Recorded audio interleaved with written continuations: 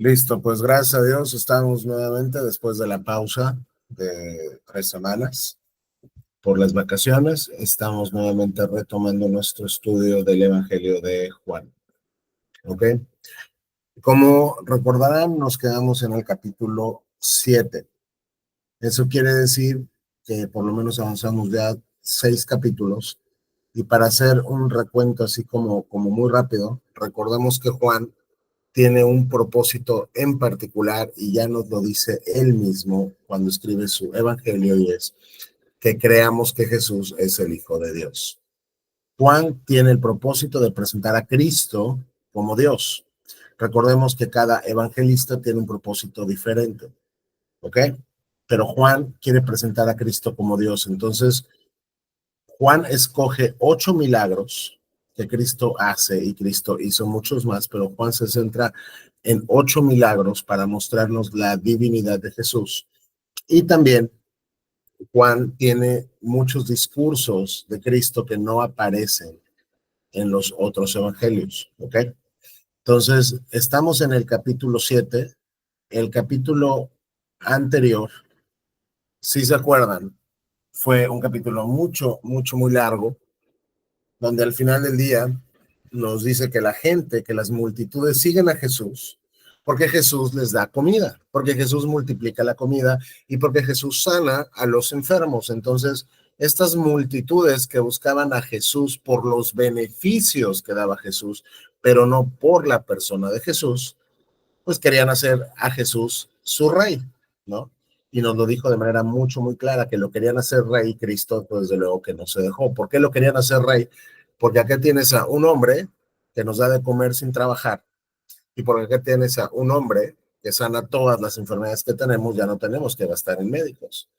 Entonces, estas personas buscaban los beneficios de Cristo, pero no buscaban a Cristo por sí mismo. Entonces, al final, cuando Cristo les habla y les dice, yo sé que ustedes me siguen porque les doy de comer, pero básicamente cuando les dice, si ustedes quieren estar conmigo, tienen que asumir un compromiso, o sea, fuerte y real y formal conmigo, que Cristo lo dice en los términos de tienen que comer ni carne y beber ni sangre. Cuando Cristo les dice que coman su carne y beban su sangre, estas personas entienden que metafóricamente se está refiriendo a que se tienen que someter a Jesucristo. Y entonces, ¿qué dicen? Estas palabras son muy duras, se dan la vuelta y se van. Y las multitudes que lo seguían por los beneficios que Cristo daba, cuando Cristo les dice tienen que tener un compromiso conmigo, simplemente abandonan al Señor. Cristo se voltea con sus apóstoles, con los que van a ser sus apóstoles posteriormente, y les dice, ustedes también se van a ir. Y en el 68 vemos que Pedro contesta, Señor, ¿a quién podemos ir? Tú tienes las palabras que dan vida eterna, y nosotros tanto creemos y sabemos que tú eres el Santo de Dios, o sea, tú eres el Mesías de Dios. ¿Ok? Entonces, la última vez platicamos que hay muchas personas, lamentablemente, en las iglesias cristianas, en los círculos cristianos, que están siguiendo a Jesús, entre comillas, porque quieren cosas de Jesús, ¿sí? Hay mucha gente que quiere una casa más grande, o hay mucha gente que quiere un mejor trabajo, o hay mucha gente que quiere que le sanen a su hijo enfermo, a su padre enfermo, ¿no? O sea, quieren beneficios temporales de Jesucristo. Sin embargo, no les importa Jesucristo ni los beneficios eternos que él da, que es perdón de pecados y vida eterna y salvación de la ira de Dios en el infierno. ¿Ok? Eso es más o menos como un bosquejo de lo que vimos la semana pasada. Bueno, perdón, hace como 3 semanas. Luego, el capítulo 7 comienza y dice que después Jesús recorrió la región de Galilea. Recordemos que él vivía en Galilea, ¿ok? Estaba retirado de Judea, que es donde estaba Jerusalén. Y dice que Jesús estaba en Galilea. Después de que pasaron estas multitudes que lo abandonaron y todo esto, Cristo se dedicó a recorrer Galilea, lejos de Jerusalén. ¿Por qué? Porque quería alejarse de Judea. Él quería de manera voluntaria alejarse de Jerusalén. ¿Por qué? Los líderes judíos estaban tramando su muerte. Ustedes se acuerdan que la oficialidad religiosa de Israel, los fariseos, los escribas querían matar a Jesús. El Sanedrín, el Consejo Supremo Judío, quería matar a Jesús. Eran enemigos de Jesús. Entonces, él intentaba en estos momentos no estar en Jerusalén al sur, sino prefería quedarse en la región donde creció, Galilea. ¿Ok? Pero se acercaba el tiempo judío del Festival de las Enramadas. Ustedes recuerdan que ya vimos en Éxodo que hay 3 festivales donde todo varón judío tenía que presentarse ante Dios en Jerusalén. Este es uno de esos festivales. El de las enramadas o el de los tabernáculos, y básicamente lo que hacían es que construían como tiendas en los patios, en las azoteas, en las plazas, y ahí vivían como si estuvieran acampando, recordando su éxodo de la cautividad en Egipto. Entonces era un festival para muchos historiadores el más popular de todas las fiestas judías, era este festival de las enramadas y tenían que estar en Jerusalén. Entonces, como Jesús está en Galilea y no quiere bajar a Jerusalén, pero ya se acerca el festival de las enramadas donde por ley divina tenían que estar los varones judíos en Jerusalén, los hermanos del Señor le dijeron, y ya sabemos que sus hermanos en este momento no creen en él.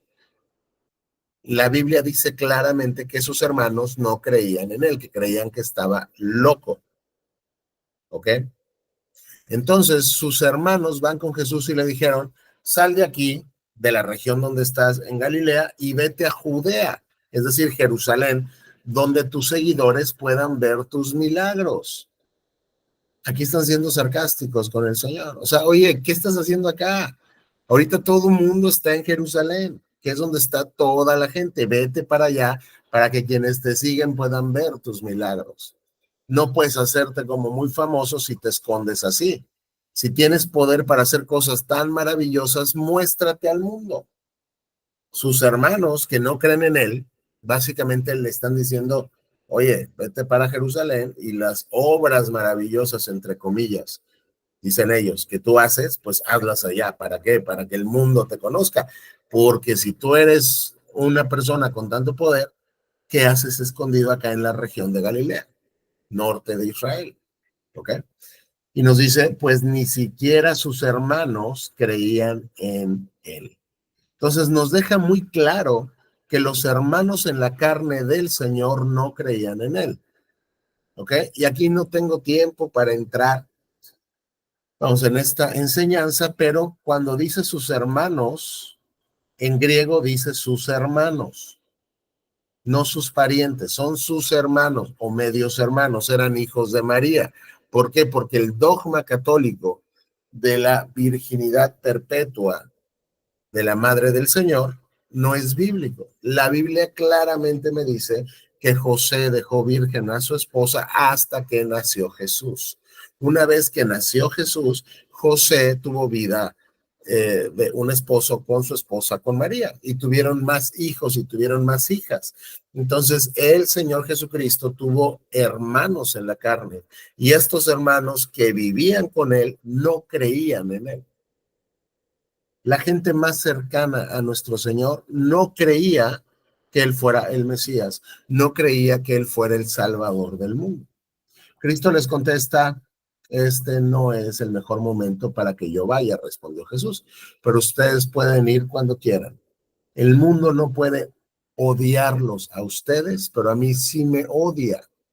Cristo dice, yo sé claramente que el mundo me odia, es decir, que la oficialidad religiosa judía que reside en Jerusalén me odia.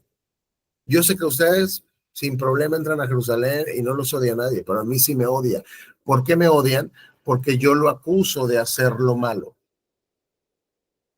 El Señor nos dice claramente que él sufría oposición de los judíos porque Cristo les acusaba de pecado. Cristo les confrontaba en sus pecados. Cristo, al ser Dios, verdaderamente Dios y verdaderamente hombre, Cristo viene al mundo, ya lo dijo Juan en Juan 1, Cristo viene al mundo a traernos la luz del mundo, la luz que solo Él puede dar. Y esa luz, cuando nos alumbra, deja al descubierto que nosotros somos terribles y tremendos pecadores. Todo ser humano que ha pisado este planeta es un enemigo de Dios desde su nacimiento, porque nace con una inclinación al pecado. El pecado, ya sabemos, es la violación de la santa ley de Dios. Entonces, Cristo, cuando viene a la tierra, lo primero que hace es confrontar al hombre con su pecado. Y cuando confronta al hombre con su pecado, hay dos respuestas que Juan nos ha estado enseñando a lo largo de todos estos capítulos. Unos reconocen su pecado y creen en él, y otros se creen justos, no reconocen que son pecadores y entonces se convierten en enemigos del Señor. Y entonces odian al Señor. Y esta postura contra Jesucristo no ha cambiado. Al día de hoy, el mundo impío odia el cristianismo y el mundo impío odia a Cristo porque Cristo, por medio de su palabra escrita en las Sagradas Escrituras, en la Biblia, Cristo les acusa de pecado. Ahí cuando Dios dice que el matrimonio es la unión entre un hombre y una mujer, no entre dos hombres o dos mujeres, por ejemplo, el mundo se pone convulso. El mundo odia que le digan que lo que ellos dicen que es un matrimonio en realidad no lo es y es un pecado. Entonces, aún hoy el ser humano odia a Jesucristo, aunque no lo diga con su boca. Si alguien no vive de acuerdo a la palabra de Dios, si alguien desprecia los mandatos de Dios, lo que está haciendo en realidad es odiar a Dios. Entonces Cristo dice, ellos me odian porque yo lo acuso de hacer lo malo. Entonces, básicamente yo en este momento no voy a bajar. O sea, si quieren ir ustedes, bajen ustedes.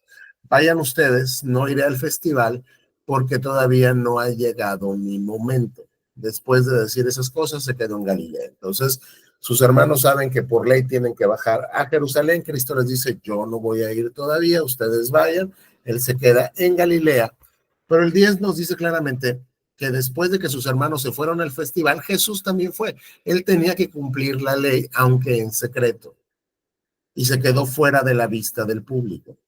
Él fue, pero de manera incógnita. ¿Por qué? Porque aunque Jesús tenía que cumplir con el mandato divino, Jesús tampoco quería exponerse de manera innecesaria. Entonces él va en secreto, de incógnito, se quedó fuera de la vista del público. Los líderes judíos lo buscaron durante todo el festival y no dejaron de preguntar a la gente si alguien lo había visto.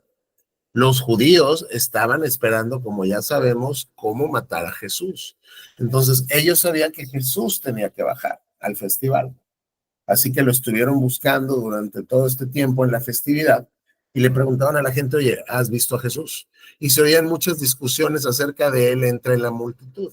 Unos afirmaban, es un buen hombre.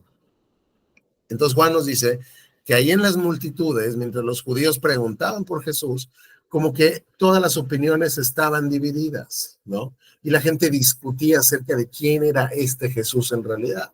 Unos decían que es un buen hombre, mientras que otros decían no es más que un farsante que engaña a la gente. Pero nadie se atrevía a qué? A decir buenas cosas de él en público, vamos a hablar bien de él en público, por miedo a tener problemas con los líderes judíos. Entonces, la gente sabía que los judíos lo querían matar. La gente sabía que la élite de la religiosidad judía quería muerto a Jesús.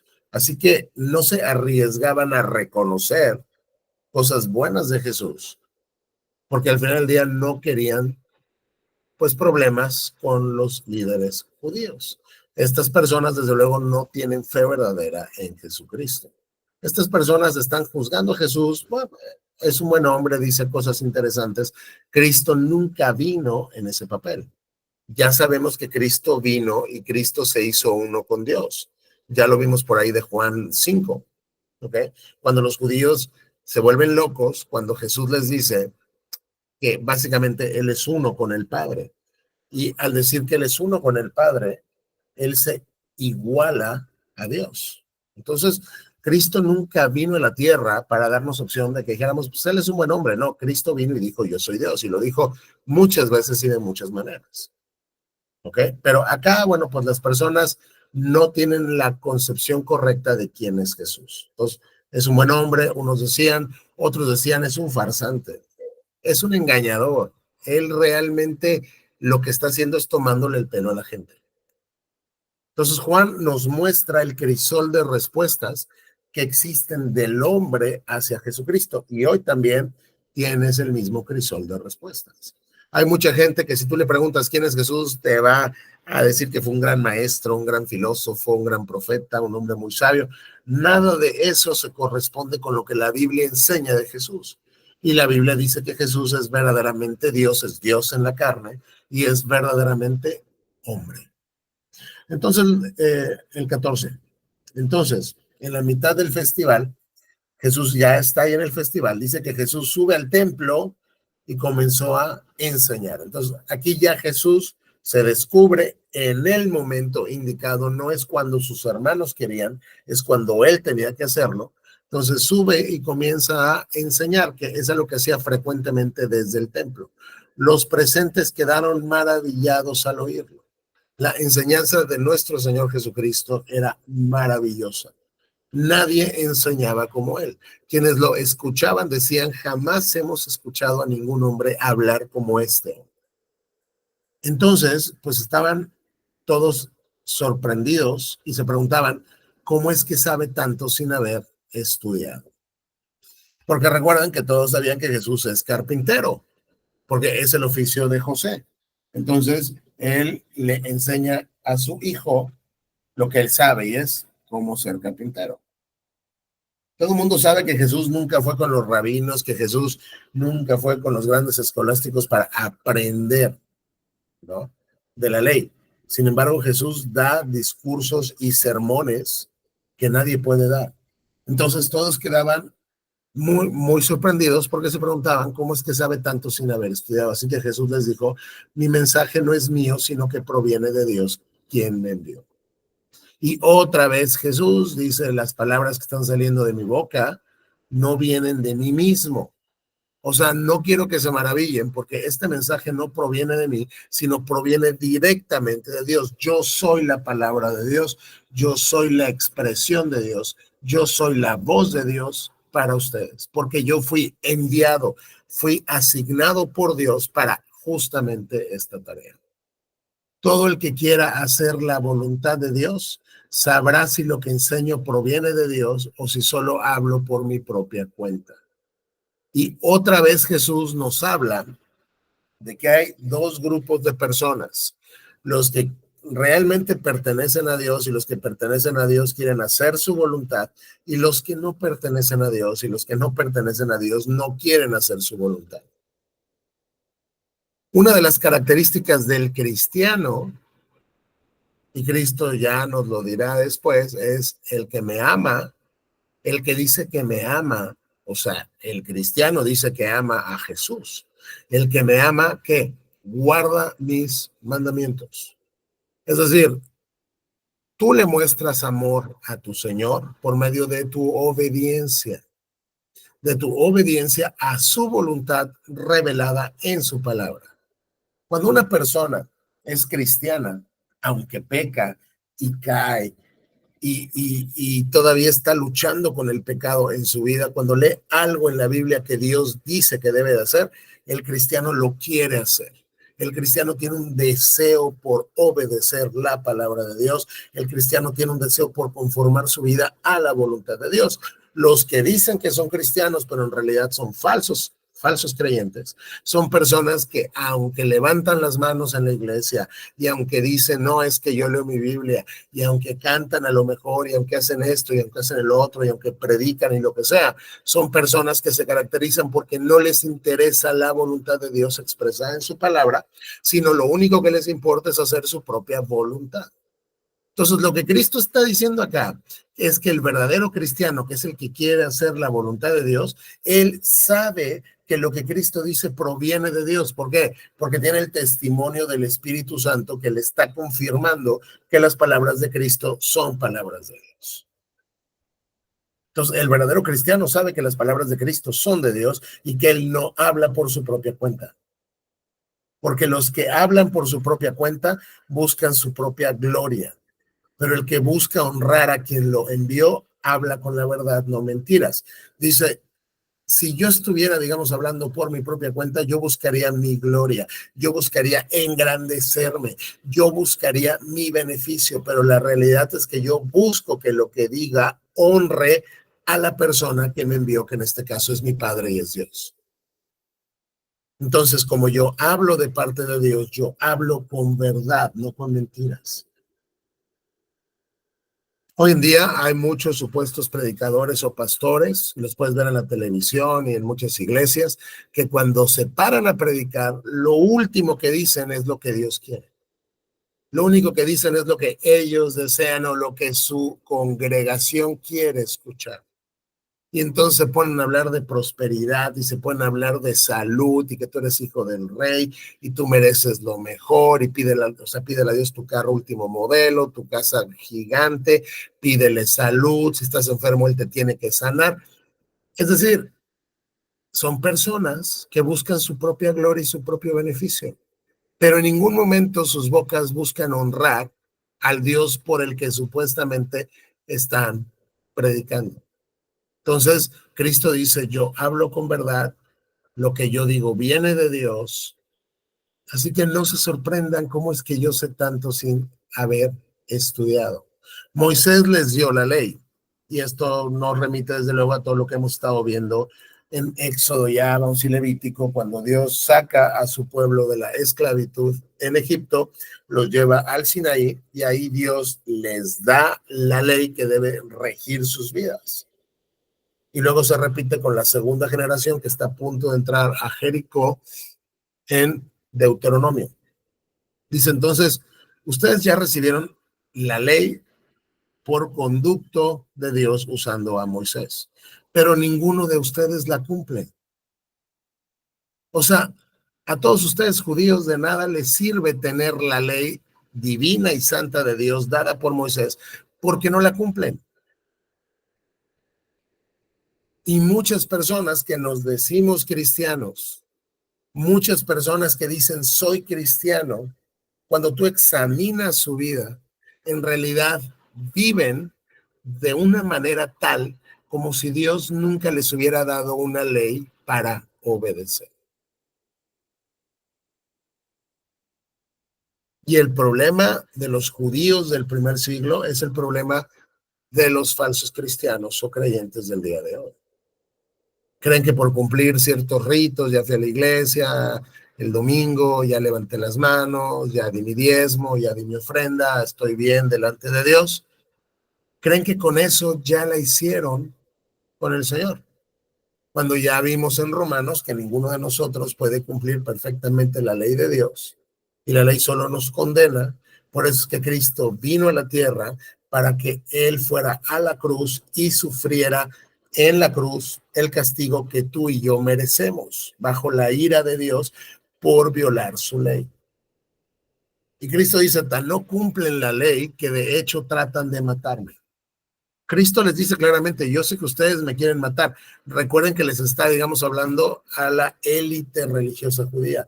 El pueblo los tenía como los más cercanos a Dios. Y Cristo les está diciendo, ustedes no cumplen la ley de Moisés que dicen cumplir y me tratan de matar. Estás endemoniado, respondió la multitud. ¿Quién trata de matarte?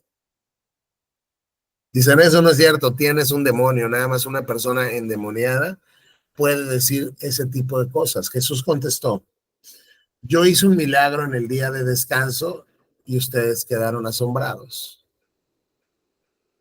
Y se acuerdan que aquí comenzó esta discusión fuerte cuando Cristo sana a un hombre el sábado, que es el día de reposo donde no se trabaja, y los fariseos van y le dicen a Jesús, estás trabajando el día de reposo, estás violando la ley. Cristo les dice, yo no estoy violando ninguna ley. Para empezar, Dios siempre trabaja y yo también. Es decir, podemos hacer el bien el día de reposo. Recordemos que ya lo vimos también, cuando la Biblia nos dice en Génesis que Dios descansó el séptimo día, no quiere decir que descansó es como que dejó de trabajar completamente, porque si Dios hubiera dejado de trabajar, todo lo que acababa de crear se hubiera desvanecido, porque Él creó y Él sigue sustentando su creación. Eso es trabajo. Por eso Cristo le dice, mi Padre trabaja siempre y yo también, porque yo lo que veo que mi Padre hace, yo lo hago. En pocas palabras, Dios trabaja el día de reposo. Por eso yo sano a este hombre. Entonces Cristo les dice, yo hice un milagro el sábado y ustedes quedaron asombrados, pero ustedes también trabajan en el día de descanso al obedecer la ley de la circuncisión dada por Moisés. En realidad, la costumbre de la circuncisión comenzó con los patriarcas mucho antes de la ley de Moisés. Pues si en el tiempo indicado para circuncidar a un hijo coincide con el día de descanso, ustedes igual que dice que realizan el acto para no violar la ley de Moisés. Entonces, ¿por qué se enojan conmigo por sanar a un hombre en el día de descanso? Básicamente lo que Cristo les dice es, toda esta discusión surge porque yo sano a un hombre el sábado. Y les expliqué que no está mal hacer eso, etcétera, etcétera. Dice, pero ustedes, cuando tienen que circuncidar a un varón, y recordemos que también fue el sello del pacto de Dios con el primer patriarca, ¿no? O sea, al octavo día le dijo Dios, tienes que circuncidar a todo varón. Dice, bueno, ¿qué crees? Si al final ese octavo día cae en sábado, ustedes también van y realizan toda la ceremonia de la circuncisión. ¿Por qué? Porque no pueden violar la ley de Dios que les manda circuncidar. Entonces, ustedes en realidad también trabajan. Es decir, ustedes en realidad no son consistentes, porque me acusan de sanar a un hombre el sábado cuando ustedes circuncidan el sábado, si es que el octavo día cae en sábado. Entonces, ¿por qué se enojan conmigo? Miren más allá de la superficie para poder juzgar correctamente. Entonces, acá Cristo otra vez les está corrigiendo la plana a los que creen que lo saben todo, a los que creen que tienen el entendimiento y la interpretación perfecta y correcta de la ley de Moisés. Entonces, el 25 dice, algunos de los que vivían en Jerusalén comenzaron a preguntarse unos a otros, ¿no es ese el hombre a quien procuran matar? Sin embargo, está aquí hablando en público y nadie le dice nada. O sea, hay gente ahí en la multitud que dice, oye, ese es Jesús. Y yo sé que los fariseos y el Consejo Supremo, el Sanedrín, lo quieren matar, pero yo lo veo aquí platicando en público, enseñando en público y pues no está pasando nada. ¿Será que nuestros líderes hoy creen que es el Mesías? Dice, oye, si no lo han matado y está aquí en público hablando y no pasa nada, ¿será que tal vez los líderes religiosos de Israel creen que en verdad él es el Mesías? Pero ¿cómo podría serlo? No sabemos de dónde proviene este hombre. Cuando venga el Mesías, sencillamente aparecerá y nadie sabrá de dónde proviene. Entonces, tienen dudas, toda la multitud, hay gente que está dudando, hay gente que lo rechaza completamente, y Juan quiere enfatizar esto, porque Juan también nos ha mostrado ya que hay gente que cree en Jesús de verdad. Entonces, Juan nos muestra que ante Jesús, aún el día de hoy, vas a encontrar una diversidad de respuestas. No todo mundo va a reconocer a Jesús por lo que es el Hijo de Dios, el Salvador del hombre. Sino, como ya lo vimos también en Juan, quienes lo reconocerán son aquellos a quienes les es dado por el Padre. Mientras, el 28. Mientras Jesús enseñaba en el templo, exclamó, es cierto, ustedes, o sea, bueno, me conocen y saben de dónde provengo, pero no estoy aquí por mi propia cuenta. El que me envió es veraz y ustedes no lo conocen, pero yo sí lo conozco porque provengo de él y él me envió a ustedes. Entonces Cristo les da un remate, pero un remate en el, así en el orgullo religioso de la élite judía, porque les dice, ok, ¿saben quién soy? Creen que saben de dónde provengo, pero otra vez yo no vine aquí por mi cuenta. O sea, yo no me mando solito, yo estoy sujeto al Padre. Ahora, Dios me envió a mí, Dios es veraz, es decir, Dios siempre dice la verdad. Es decir, si yo fui enviado por Dios y mis palabras son las palabras de Dios y Dios es veraz, lo que les estoy diciendo a ustedes es verdad. Pero ¿qué crees? Ustedes no lo conocen. Esto es el equivalente a que si tú te pararas, ¿no? Por una serie de pastores como muy conocidos, como muy famosos, como de gran prestigio, y, o sea, y tú les dijeras, ustedes no conocen a Dios, pero yo sí lo conozco. O sea, Cristo les está diciendo, en realidad ustedes no saben de lo que hablan. Yo vengo de Dios, ustedes no lo conocen, yo sí lo conozco. Y todavía les dijo algo que les pega más porque provengo de Él. Al decir que Cristo proviene de Dios, digamos, igualándose esencialmente con Dios. Lo que está diciendo es Dios y yo somos de una misma esencia. O sea, yo soy Dios y Él me envió a ustedes. Desde luego el 30 nos dice que los líderes, cuando escuchan esto, cuando escuchan estas acusaciones de Jesús y otra vez cuando lo escuchan equipararse, igualarse con Dios, los líderes trataron de arrestarlo, pero nadie le puso las manos encima porque aún no había llegado su momento. Esto nos dice también mucho. No importa los planes que los líderes judíos tenían, no importa el poder que tenían en las manos. No importa que trataban de matarlo, que trataban de arrestarlo, nadie le podía poner una mano encima. ¿Por qué? Porque aún no había llegado su momento.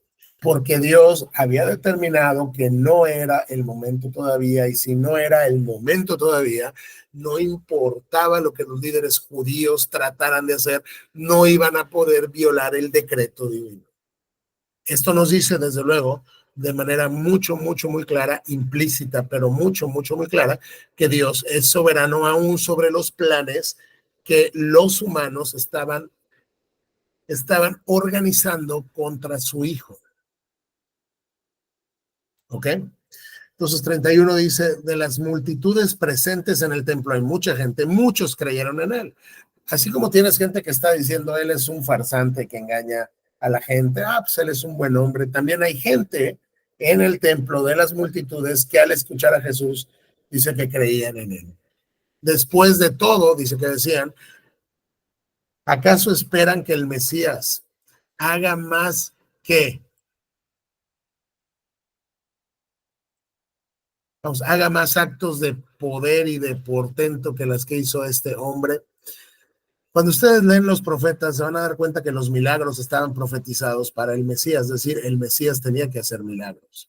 Y te van a decir que tenía que hacer que los cojos caminaran, que los sordos escucharan, que los ciegos vieran, que los muertos resucitaran. Entonces dicen, oye, este hombre en realidad, pues yo digo que ya hizo muchos milagros. ¿Creen que va a haber alguien que llegue que pueda hacer más milagros que él? Entonces vemos que hay personas que por medio de los milagros que Jesús hace, escuchan su voz y entonces escuchan sus palabras y entonces creen en él. Porque recuerden, Juan nos quiere mostrar, como les dije, que Cristo es el Hijo de Dios y Juan escoge 8 milagros muy característicos para demostrar su argumento, para demostrar su punto. Entonces, así como hay gente que le rechaza y hay gente que está como indecisa, hay gente que sí está creyendo en Jesús. Pero noten que en la élite religiosa judía, los que más saben de la ley son los primeros que lo quieren matar. Cuando los fariseos se enteraron de lo que las multitudes andaban murmurando, que oye, yo creo que él sí es el Mesías, ellos y los principales sacerdotes enviaron guardias del templo para arrestar a Jesús. No lo podían permitir. No podían permitir o sea, que en el pueblo se empezara a correr esta versión de que, oye, hay gente que está diciendo que a lo mejor él sí es el Mesías, él sí es el siervo profetizado. Hay gente que está diciendo que él es el retoño de David, que él es el cumplimiento del pacto davídico. Entonces, Los fariseos, los sacerdotes, recordemos que los sacerdotes eran los intermediarios entre el pueblo y Dios, tenían un gran oficio y un gran honor, pero estos sacerdotes y estos fariseos lo que quieren es matar a Dios en la carne. Entonces mandan guardias del templo para que arrestaran a Jesús. Entonces Jesús les dijo, voy a estar con ustedes solo un poco más de tiempo, luego volveré al que me envió. Ustedes me buscarán, pero no me encontrarán y no pueden ir donde yo voy. Y Cristo, no importa lo que le quieren hacer, Cristo no cambia su mensaje, Cristo no suaviza sus palabras, Cristo no tiene miedo, Cristo sigue siendo franco, sigue siendo veraz, sigue hablando la verdad y dice, ok, miren, tranquilos, yo solamente un tiempo más voy a estar acá y luego voy a volver a Dios, porque ya nos dijo que quien lo envió fue Dios y lo dijo en este mismo capítulo. Entonces, cuando dice voy a volver al que me envió, es yo voy a regresar a Dios, y al decir voy a volver, lo que está diciendo es yo provengo de Dios, como ya lo dijo también, o sea, yo soy Dios. Entonces ustedes me van a buscar, ahí sí me van a estar buscando y no me van a encontrar por ningún lado, porque a donde yo voy ustedes no pueden ir. Desconcertados por las palabras, por estas palabras, los líderes judíos se preguntaban, ¿a dónde pensará ir? ¿Estará pensando que se va a salir del país e ir a los judíos dispersos en otras tierras? Tal vez hasta les enseña a los griegos. ¿A qué se refiere cuando dicen me buscarán, pero no me encontrarán y no pueden ir donde yo voy? Estos judíos no están entendiendo el punto. Dicen, oye, ¿a qué se refiere con eso? ¿Será que se va a ir con los gentiles? Pues claro que yo no voy a ir para allá porque yo no piso tierra gentil, ¿no? O sea, mira, hasta con los griegos a lo mejor. Chance llega hasta Grecia y se va con judíos que están en otras tierras dispersos, porque no hay otra manera que él diga que a donde van yo no lo voy a encontrar. Entonces, son tan ciegos que ellos no pueden entender lo que Jesús está diciendo de manera muy clara. Voy a volver al que me envió. Y ya les dijo, yo provengo de Dios. 37. El último día del festival, recuerden que estamos en el festival de las enramadas, el día más importante, Jesús se puso de pie y gritó a la multitud, todo el que tenga sed puede venir a mí. Todo el que crea en mí puede venir y beber, pues las escrituras declaran de su corazón brotarán ríos de agua viva. Con la expresión agua viva se refería al Espíritu, el cual se le daría a todo el que creyera en él, pero el Espíritu, y nos aclara Juan, aún no había sido dado porque Jesús no había entrado en su gloria. Entonces, el último día del festival, el día más importante, Cristo se para otra vez frente a la multitud y dice algo que para muchos es impactante y chocante, y para otros es una invitación de salvación. Todo el que tenga sed puede venir a mí. Recordemos que ya en Juan, ahí en Juan 4, me parece que es Juan 4, en el diálogo que Cristo tiene con la samaritana, Cristo le dice a la samaritana, dame de beber. Y ahí comienzan pues un diálogo y todo esto, y Cristo le dice, si tú supieras con quién estás hablando, tú me pedirías a mí que te dé agua viva. Cristo dice, todo aquel que tenga sed, todo aquel que esté necesitado. Una persona con sed en el primer siglo no es lo mismo que una persona con sed en el siglo XXI en tu casa. Si tú tienes sed, tú vas a tu refrigerador, sacas tu agua y te la tomas, y se acabó. Asunto resuelto.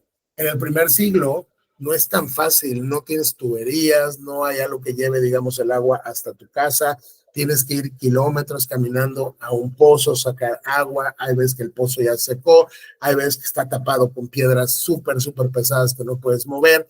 Entonces, aquí hay gente que entiende la desesperación que se sufre cuando alguien tiene sed. Aquí, desde luego, Cristo les está diciendo sed espiritual, ¿sí? Porque ya nos lo dijo también con la samaritana. Entonces, el que tenga sed, en mí puede encontrar reposo. El que tenga sed, en mí puede encontrar la fuente que satisfaga su sed. Es decir, yo soy Y noten lo que Jesús está diciendo. Yo soy la fuente que satisface la sed espiritual del hombre. Esto, desde luego, a los fariseos les está volando la cabeza, les está subiendo la presión, les está dando migraña, porque este hombre está diciendo algo que los profetas asignan a Dios. Allá creo que es Jeremías, si no me equivoco, es en Jeremías, cuando el profeta está fustigando al pueblo, está regañando al pueblo y Dios está hablando por el profeta, dice, ustedes me han abandonado a mí, fuente de agua viva, y se han ido a buscar su agua, entre comillas, en cisternas rotas. Pero Dios está diciendo, yo soy la fuente de agua viva. Y Cristo está diciendo, el que tenga sed puede venir a mí. Cristo está diciendo, yo soy Dios.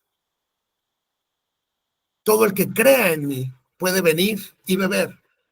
La condición para que yo sacie tu sed es tu fe. Que tú creas en mí.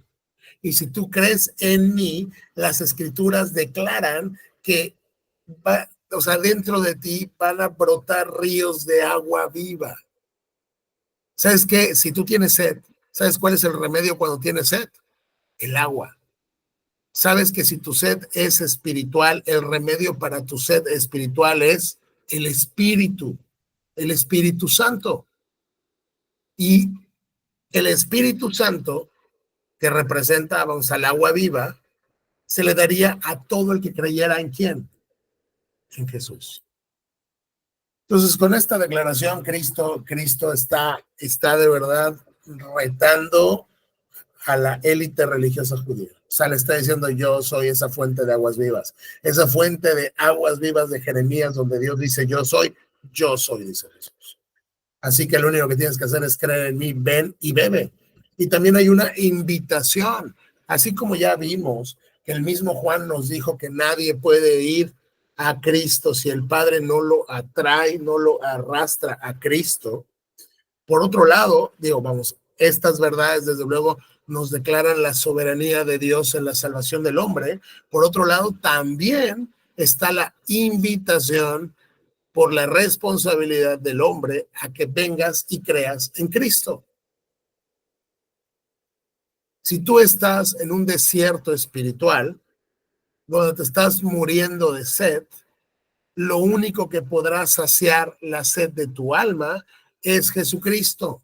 No es el dinero, no es un matrimonio, no es un hombre, una mujer contigo toda la vida, aunque estas sean bendiciones de Dios. No es la familia, no es la riqueza, no es el poder, no es la fama, no es la fortuna, no es un carro nuevo, no es una mansión, no es salud, es Jesucristo. Lo único que sacia la sed de tu alma es Cristo Jesús. Entonces, cuando Cristo dice, yo soy esa fuente de aguas vivas, está diciendo, yo soy Dios, vengan y beban, vengan.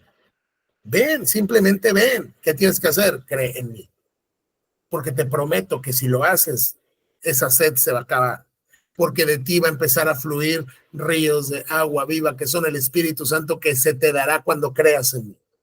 Y aquí Juan nos dice todavía, porque el Espíritu, o sea, perdón, pero el Espíritu aún no ha sido dado. Ustedes recuerden que el Espíritu Santo llega hasta Pentecostés. Lo pueden encontrar, vamos, en Hechos 2, cuando Cristo ya se va al cielo y él junto con el Padre envían al Espíritu Santo, que es el consolador de su pueblo. O sea, pero al final vas a tener la promesa del Espíritu Santo viviendo dentro de ti. ¿Ok? Perdón, voy en el 40. ¿Hasta acá alguna duda de todo lo que se ha dicho?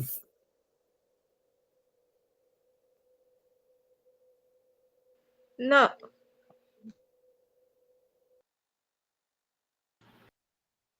Ok, perfecto. Bueno, si no hay dudas, continuamos.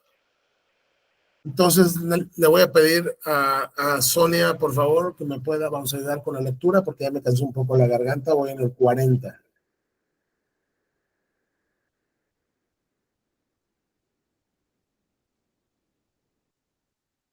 Sonia, ¿estás ahí?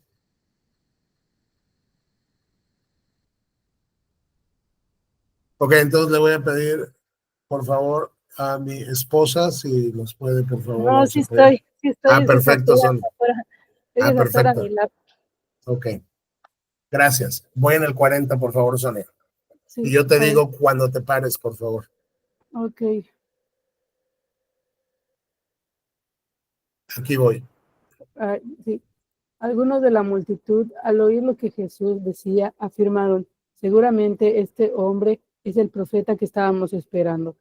Otros decían, es el Mesías, pero otros expresaban, no puede ser, ¿acaso el Mesías vendrá de Galilea? Pues las escrituras dicen claramente que el Mesías nacerá del linaje del rey David, en Belén, la aldea donde nació el rey David. Así que hubo división entre la multitud a causa de él. Algunos querían que lo arrestaran, pero nadie le puso las manos encima. Ahí, gracias, Sonia. Ahorita Sí, vamos a continuar. Entonces dice que cuando Cristo les dice esto, hay personas en la multitud que dicen, oye, Él es el Mesías. Este es el profeta que estábamos esperando. Él es el Mesías. Pero hay gente que dice, no, eso no puede ser. ¿Por qué? ¿Acaso el Mesías vendrá de Galilea? Oye, las escrituras no dicen que el Mesías viene de Galilea. Recuerden que todo el mundo sabe que Jesús viene de Galilea porque creció en Nazaret, que está en Galilea. Oye, pero no, las escrituras dicen claramente que el Mesías proviene del linaje de, o sea, de David y van a ser en Belén, donde nació el rey David. Lo que esta gente desconocía es que Cristo nació en Belén, pero después cuando el rey, digamos, quiere matar a todos los niños, un ángel llega con José, su padre, y le dice, llévate al niño y a su madre, y yo te diré cuando regreses. Entonces, cuando pasa esto, vamos, ellos se van para Egipto y se quedan ahí hasta que un ángel le dice, puedes regresar, pero cuando están regresando, él ya no quiere ir a Belén, donde nació Jesús, sino se va a Galilea y ahí crece Jesús. Ahí vive toda su niñez y crece, pero él nació en Belén. Entonces hay gente que dice es que no puede ser que sea el Mesías porque él viene de Galilea y las escrituras dicen claramente que vendrá del rey David de Belén donde él nació y Cristo ahí nació. Entonces hay división entre la multitud. Como les dije, Juan nos está mostrando esta división, este crisol de respuestas encontradas a la persona de Jesucristo. Dice que algunos querían que lo arrestaran, pero nadie le puso las manos encima. Otra vez, ya nos dijo antes, ¿por qué no le ponían las manos encima? Porque aún no era el momento decretado por Dios. Entonces, no importa lo que el hombre quisiera hacer. Si Dios no ha decretado que era el momento indicado, el plan se frustra. Entonces, Cristo está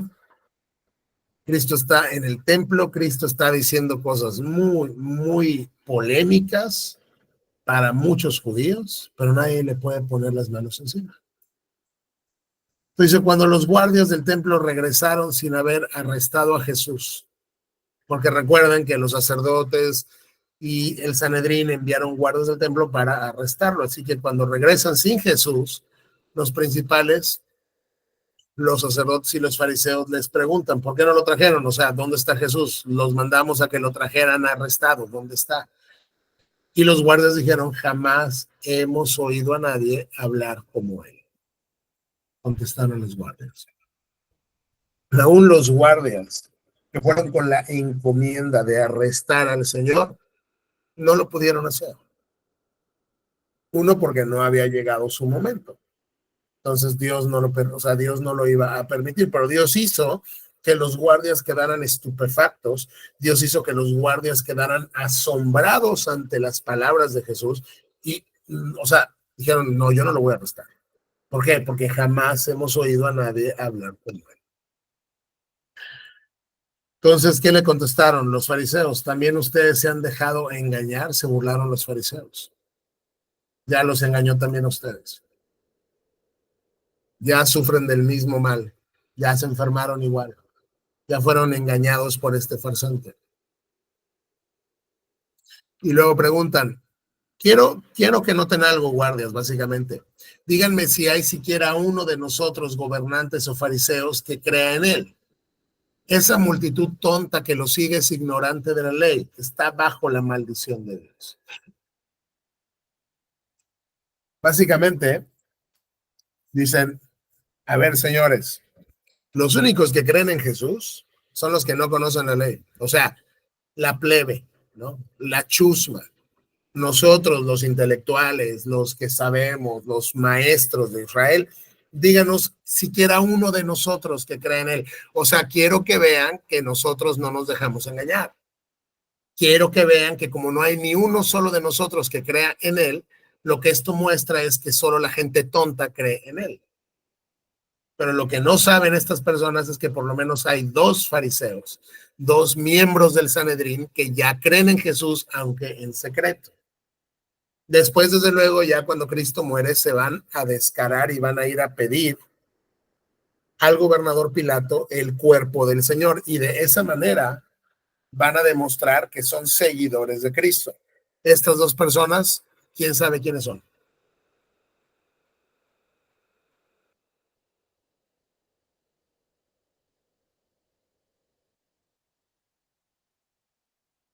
Hola, hola. Vamos, ¿hay alguien que sepa quiénes son estas dos personas que pertenecen al Sanedrín, que son fariseos, pero que en secreto son seguidores de Jesús?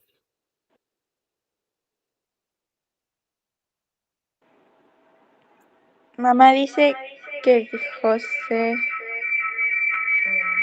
de Arimatea y Nicodemo. Exacto, gracias. Son dos personajes que en secreto son seguidores de Jesús, que sí creen en Jesús, que son miembros del Sanedrín. Así que esta pregunta se contesta con sí, sí hay. ¿Quiénes son? Uno aparece aquí, Nicodemo, que es el que ya platicó con Jesús ahí en Juan 3, cuando Cristo le dice, tú no entiendes nada, Nicodemo, tienes que nacer de nuevo. Tiene que haber un trabajo de regeneración soberana del Espíritu Santo sobre tu corazón para que puedas creer. Uno es Nicodemo y vamos, el otro, como bien dijeron, se llama José de Arimatea. Entonces, estos cuates dicen, no, es la gente tonta, ignorante de la ley, la que cree en él, así que esa gente está bajo la maldición de Dios porque se están dejando engañar, porque ellos dicen, están creyendo en un falso profeta. Entonces, que el 50 dice que Nicodemo dice, oye, yo voy a hablar. Toma la palabra Nicodemo, el líder que había ido a ver a Jesús. Y él pregunta, ¿es legal condenar a un hombre antes de darle la oportunidad de defenderse? Preguntó. Acá Nicodemo, como que de manera muy, pues muy subrepticia, pues como muy sutil, lo que está haciendo pues es defender a Jesús, ¿no? Y dice, oye, espérame, nada más dime, y aquí él está en lo correcto, nada más dime si Dios nos permite que condenemos a un hombre antes de que se le pueda dar la oportunidad de defenderse. Y la ley de Moisés diría, no, no es legal. No puedes condenar a un hombre si no tiene la oportunidad de defender su caso.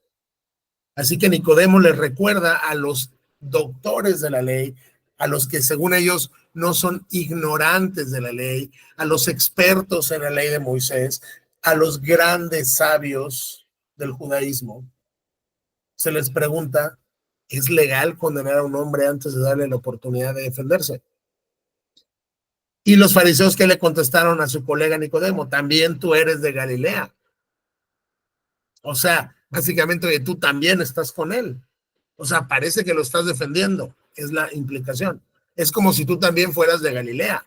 Estudia las escrituras y compruébalo tú mismo. Jamás ha salido un profeta de Galilea. Otra vez, no saben que Jesús no nació en Galilea, que Jesús no nació en Nazaret. Él vivió toda su vida en Nazaret, él creció en Nazaret, él se formó en Nazaret, él aprendió a ser carpintero en Nazaret, él tuvo sus amigos en Nazaret, él fue un joven, un niño en Nazaret, pero él nació en la ciudad real de Belén. Así que él no salía de Galilea, él salía de Belén. Él era y él es el cumplimiento del pacto davídico, del pacto con Adán y Eva, del pacto con Noé, del pacto con Abraham, etcétera, etcétera, como ya lo hemos visto antes en el Antiguo Testamento. Entonces ellos al final siguen ciegos, ellos al final siguen con su plan, ellos al final siguen con su estratagema de tenemos que arrestar y tenemos que matar a Jesús. Desde luego, ellos potenciados por Satanás, que es el enemigo de Dios. 53, así terminó la reunión y cada uno se volvió a su casa. Y si Dios lo permite, la próxima semana vamos a entrar a un capítulo muy controversial, es el capítulo 8 de Juan, pero es un capítulo riquísimo en teología.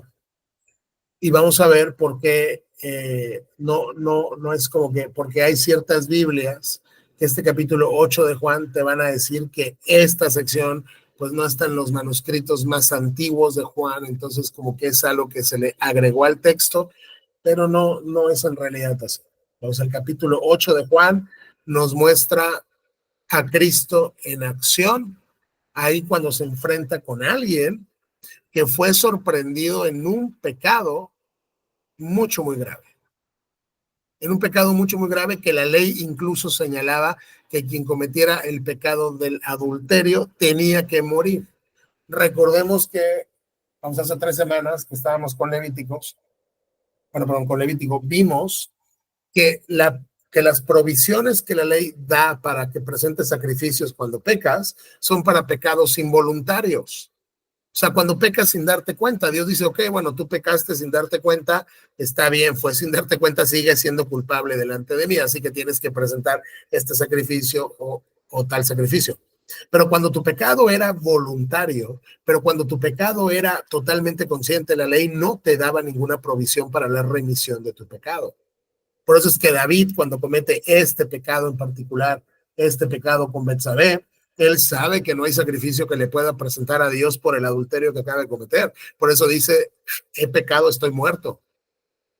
Y el profeta le dice, no vas a morir, Dios ha remitido tu pecado. Y vamos a conectar esa narrativa de David con Juan 8 para mostrarnos cómo sí hay instancias desde el Antiguo Testamento en el cual Dios ha querido dar gracia y misericordia ahí donde hay un delito que merece la muerte. Pero bueno, eso es para la próxima semana, si el Señor nos permite.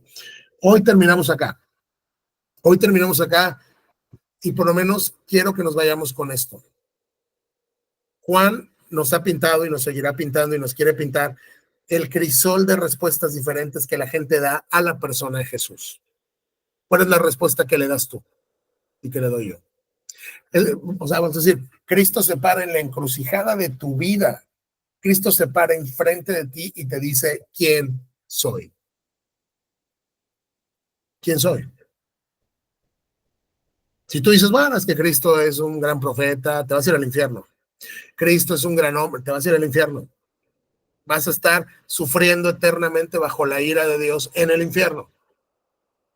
La única respuesta que te salva es la que ya los apóstoles le dieron a Cristo, la que Pedro dijo, ahí vamos en los evangelios, cuando dijo, tú eres el Cristo, el Hijo del Dios viviente. Y si Cristo es Cristo, y lo es, y si Cristo es el Cristo de Dios, y lo es, y si Cristo es la encarnación de Dios, y la es, entonces Cristo merece tu y mi obediencia total y absoluta. Es decir, tu cristianismo se va a demostrar, tu cristianismo quedará vindicado, tu cristianismo quedará como que, ¿sabes qué? Es verdadero cuando el patrón de tu vida, que nunca va a ser perfección, pero cuando el patrón de tu vida refleje conformidad con la palabra de Dios. Cuando el patrón de tu vida sea un patrón de obediencia.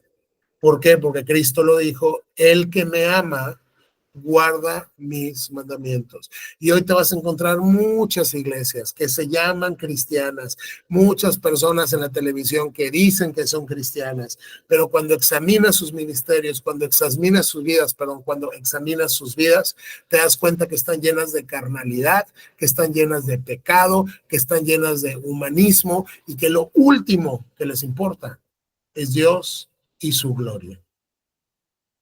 El cristiano vive para Dios, el cristiano vive para la gloria de Dios y el cristiano vive para conformar su vida a la palabra de Dios y de esa manera crecer a la semejanza de Cristo. Entonces, gracias a Dios, hasta acá le vamos a dejar. No sé si alguien tiene alguna pregunta, alguna duda, comentario. Sí, yo, perdón. Sí, claro. Bueno, soy nueva, no sé. Claro. Lo que dice es cierto, en el sentido de que muchas iglesias tienen diferentes formas de manejar la palabra, pero en el caso de usted en particular, ¿es pastor? No, o sea, mira, vamos acá, digamos, o sea, bueno, pues es un estudio que tenemos, bueno, digo que comenzó con unos vecinos, ¿no? Uh-huh. Vamos, hace más o menos año y medio, ¿no? Con 2, 3 vecinos. Y ahí, bueno, pues paulatinamente fueron, vamos, entrando personas. La perspectiva que tenemos acá es una perspectiva, digo, yo no sé si, digo, si has escuchado pues esta palabra, pero es una perspectiva exegética. Es decir, que lo que hacemos es que llegamos a las escrituras y las ponemos en la pantalla y vamos palabra por palabra y leemos lo que Dios dice en la Biblia y entonces lo interpretamos. Lo que no hacemos acá, por ejemplo, es dar, digamos, estudios o mensajes sin un sustento bíblico, ¿no? Lo que se pretende acá es que todos ustedes estén viendo lo que yo estoy viendo, que lean lo que yo estoy leyendo, que vean lo que viene antes, lo que viene después, porque de esa manera tú constriñes a la persona para que no te dé como sus opiniones, sino lo que tenga que enseñar es lo que Dios dice, digamos, en su palabra. ¿Por qué? Porque hoy hay, bueno, pues hay muchas, o sea, bueno, pues gente, digamos, iglesias o todo esto, que lo que hace es que solo predica su opinión, ¿no? Y no predica lo que Dios nos dijo en la Biblia. Entonces, lo que quiero que te hagas es, vamos a hacer un estudio, digamos, informal, ¿no? Somos cristianos nada más, o sea, que nos juntamos 2 veces por semana para estudiar lo que Dios nos dice en las escrituras, pero no soy pastor, bueno, pues de una, digamos, iglesia ni nada de eso, no. Yo soy un congregante de, o sea, bueno, pues de una, bueno, pues de una congregación, digamos, en particular, pero lo que hacemos acá es más vamos, un estudio laico, ¿no? O sea, de cristianos para cristianos, donde lo que nos interesa nada más y lo que pensamos es qué nos dice Dios en su palabra y entonces de esa manera podemos obedecerle. ¿Se me explico? Ok, entonces, le puedo decir Julio, no le puedo decir pastor. No, o sea, tú dime como tú me quieras decir, ¿no? O sea, no, este es un estudio informal, ¿ok? Este es un estudio informal, no es como que estamos, digamos, en una iglesia, ¿no? Lo que se le recomienda es que cada quien tenga sus propias iglesias, ¿no? O sea, que se congreguen, ¿no? Pero para los hermanos que quieren entrar, digamos, al estudio, bueno, pues aquí los vemos 2 veces por semana. Y como no es una predicación, porque no es un sermón, sino es un estudio más como que panorámico, cuando tienen dudas, por ejemplo, vamos a veces, bueno, que estamos en el, o sea, vamos allá en el versículo 15, por ejemplo, y hay como una pregunta, pues vamos, aquí hay como una manita que puedes picar y como que se levanta y entonces pueden participar, ¿no? O sea, pueden, bueno, pues preguntar o dar un comentario con lo que estamos viendo, pero lo que sí intentamos acá es que todo lo que se diga esté como fundamentado en lo que estamos viendo en el texto bíblico. ¿Sí me explico? O sea, que no sean como que pues es que Dios me dijo, o sea, vamos aquí te lo voy a decir así, bueno, como de manera muy clara.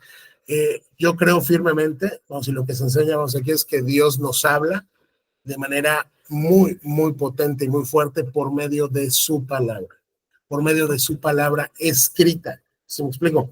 Porque hoy, bueno, pues hay como un movimiento de gente que dice que platica con Dios ahí como si fuera una persona que les está contestando, ¿no? Vamos, audiblemente.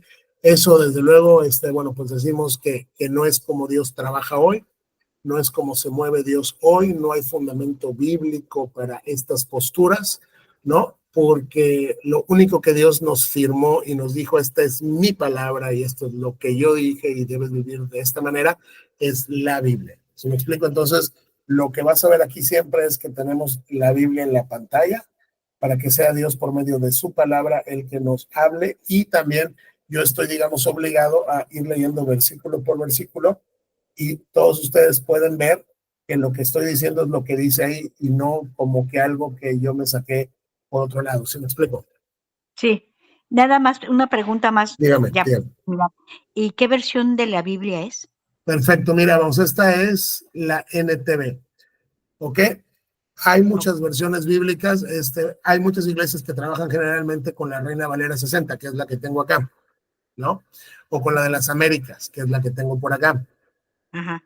Lo que yo vamos a hacer acá es que vamos uso esta versión, porque esta versión es fiel, digamos, vamos a los textos originales, pero las palabras no son como tan antiguas como la Reina Valera 60, ¿no?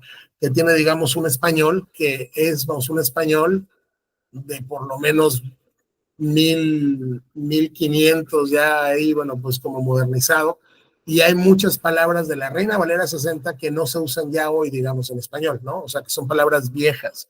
Entonces, hay gente que lee Reina Valera, por ejemplo, y se encuentra palabras que no sabe qué significan y las sigue leyendo sin que sepa exactamente qué quiere, o sea, vamos a esa palabra, qué es o qué quiere decir.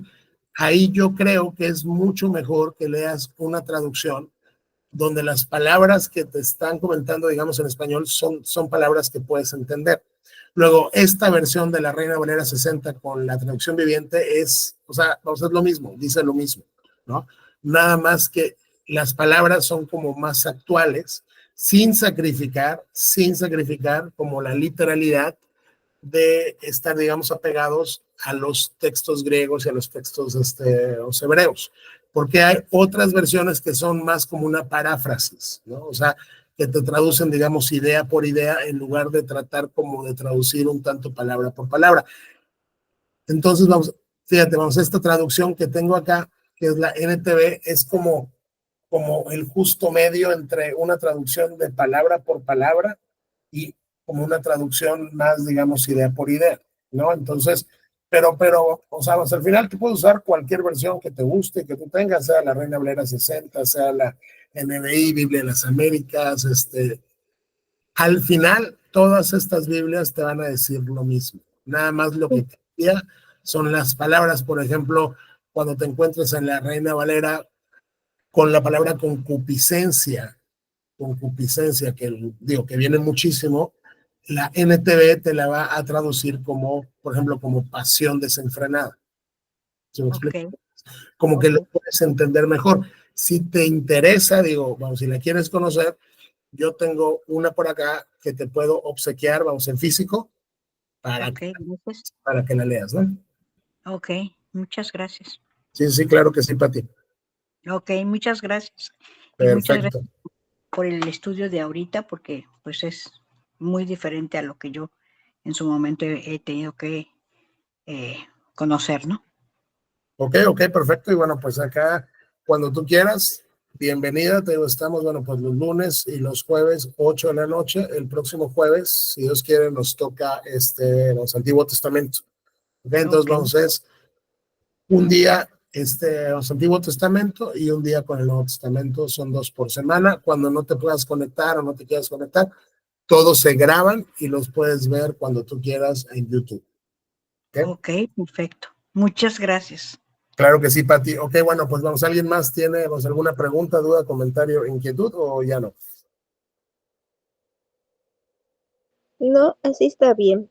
Perfecto. Bueno, entonces si no hay más que decir, voy a terminar con la grabación un momento, por favor.